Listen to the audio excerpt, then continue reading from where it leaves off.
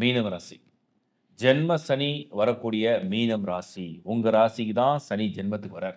உங்க ராசி மேல தான் சனி வந்து உட்கார போறார். உங்க ராசியில இருக்கக்கூடிய 30 டிகிரி கிட்டத்தட்ட 3 நட்சத்திரங்கள் இருக்கு அதுல. ஒண்ணு வந்து பூர்வ பாத்ரா, அதாவது புரட்டாதி, அப்புறம் உத்தர பாத்ரா, உத்திரட்டாதி, ரேவதி. இந்த 3 நட்சத்திரங்கள்ல பாத வரிசையில எண்ணீங்கன்னா, அந்த புரட்டாதி நட்சத்திரம் 4வது பாதம். உத்திரட்டாதி 4 பாதங்கள், ரேவதி 4 பாதங்கள். இது எல்லாத்தையும் கம்ப்ளீட்டா ஒரு ரவுண்ட் அப்படியே சனி உலா வருவார். அப்புறம் வக்ரம் அடைஞ்சு பின்னாடி வந்து மறுபடியும் ஃபார்வர்ட்ல போய் அப்படி இப்படி நடக்கும். இது வந்து 2025 மார்ச்லேருந்து 2027 ஜூன் வரைக்கும்.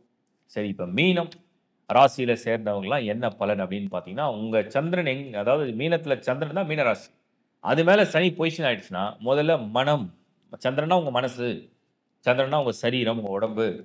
அப்போ மனசு ஏதோ ஒரு ஒரு அழுத்தம் அப்படியே மேல வந்து உட்கார்ற மாரி வரும். இது வந்து முதல் சுற்று, 2ஆம் சுற்று, 3 சுற்றா பிரிச்சிடணும். செகண்ட் ரவுண்டு உள்ளவங்களுக்கு வேக வேகமா முடிவெடுக்கும். அதிலயும் கலகம், குழப்பம் வரும். ஆனா நன்மையில போய் முடியும். முதல் சுற்று சோதனை வரும். சோதனை வரும்போது நீங்க எடுக்கிற முடிவெல்லாம் உங்களுக்கு கரெக்ட்ன்னு தோணும். ஏன்னா உங்க வயது என்னவா இருக்கும்னா, லெஸ் தென் 27 27க்குள்ள இருப்பீங்க. ஃபர்ஸ்ட் ரவுண்டு உள்ளவங்க. அப்போ உங்களுக்கு வந்து நடக்கிறதெல்லாம் உங்களுக்கு வந்து கிட்டத்தட்ட கரெக்ட்டா தோணும். இதுதான் பண்ணணும், இதான் சரி, இதான் அது வந்து எங்கெங்கெல்லாம் அப்ளை ஆகும்னா, படிப்பு, நீங்க படிக்கிற ஸ்கூல் ஆர் காலேஜ், அப்புறம் நீங்க வந்து வெளிநாடு முயற்சி, அங்க போய் படிக்கலாம்னு நெனைக்கிறது, வேற இடத்துல மாத்தி படிக்கலாம்னு நெனைக்கிறது, இந்த கோர்ஸ் விட்டு அத படிக்கலாம்னு நெனைக்கிறது. இது எல்லாமே செல்ஃபா ஒரு முடிவு எடுக்காம கொஞ்சம் பெரியவங்களுடைய ஆலோசனை கேட்டு எடுப்பது இந்த சமயத்துல சரியான முடிவா மாறும்ன்றது என்னுடைய முதல் கருத்து. 2வது வேலை. நான் இங்க தான் வேலை செய்ய போறேன். நான் எடுத்தோனே வெளிநாடு முயற்சி பண்றேன். நான் எடுத்தோனே பிசினஸ் பண்றேன். நான் என் ஃப்ரெண்டோட பார்ட்னர்ஷிப்ல பிசினஸ் பண்றேன். இந்த மாரிலாம் உங்களுக்கு தோணும். பட் இதெல்லாம் கரெக்ட்டா போய் முடியுமான்னு கேட்டா, ஒரு பேட் எக்ஸ்பீரியன்ஸ குடுக்கும்.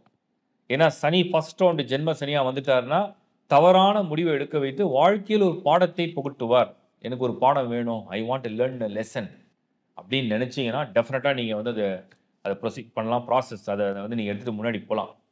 இல்ல எனக்கு வந்து அந்த மாரி ஒரு பேட் எக்ஸ்பீரியன்ஸே வேணாம். நான் வந்து ஸ்மார்ட்டா தப்பிச்சுருவேன்னு நெனைச்சீங்கன்னா, ஒவ்வொரு முடிவும் எடுக்கிறதுக்கு முன்னாடி நல்லா ஆலோசித்து, நல்ல எல்லாத்தையும் நீங்க பேசிட்டு முடிவு எடுக்கிறது நல்லது. அடுத்தது திருமண விஷயம், ரிலேஷன்ஷிப். இப்ப தான் அடம் பிடிப்பீங்க. எனக்கு இந்த பையன் தான் பிடிச்சிருக்கு. நான் இவன தான் கல்யாணம் பண்ணுவேன். அதே மாரி ஒரு பெண்ண பழகிட்டீங்க ஸ்கூல்லயோ, காலேஜ்லயோ, இல்ல ஆஃபீஸ்லயோ பழகிட்டீங்க. நான் கல்யாணம் பண்ணி ஆவணும். எனக்கு ரொம்ப பிடிச்சிருக்கு. நான் முடிவு பண்ணிட்டேன். கொஞ்சம் யோசிக்கலாம். டைம் எடுத்துக்கலாம். கல்யாணம் பண்ண வேண்டான்றது என் கருத்து இல்ல. அவங்கள தான் கல்யாணம் பண்ணக்கூடாதுன்னு என் கருத்து இல்ல. கருத்து என்னன்னா, பொருத்தம் இருக்கா? 2 பேருக்கும் நல்லா ஒத்து போகுதா? இது வந்து ஒரு உணர்ச்சிவசப்பட்ட காதலா? இல்ல வந்து ஒரு ஏதோ ஒரு எமோஷனல்ல ஏதோ ஒரு டைம்ல அப்படியே ஒரு அட்ராக்ஷன்ல வந்துருச்சா? நல்லா தீர்க்கமா சிந்திச்சு, இன்னும் கொஞ்சம் டைம் எடுத்து யோசிச்சு முடிவெடுக்கணும். ஏன்னா ஜென்ம சனி வரும்போது, குழப்பத்துல ஒரு இடத்துல போயிட்டு தள்ளிவிடும். அதுக்கப்புறம் போன பிறகு, ஏன்டா இதெல்லாம் செஞ்சோம்னு ரொம்ப ஃபீல் பண்ணவும் சம்டைம்ஸ் வச்சுரும். எல்லாருக்கும் நடக்க போறதில்ல. இருந்தாலும், நான் என்னுடைய கடமையா அத ஒரு எச்சரிக்கை குடுக்குறேன். யோசிச்சு செய்யுங்க.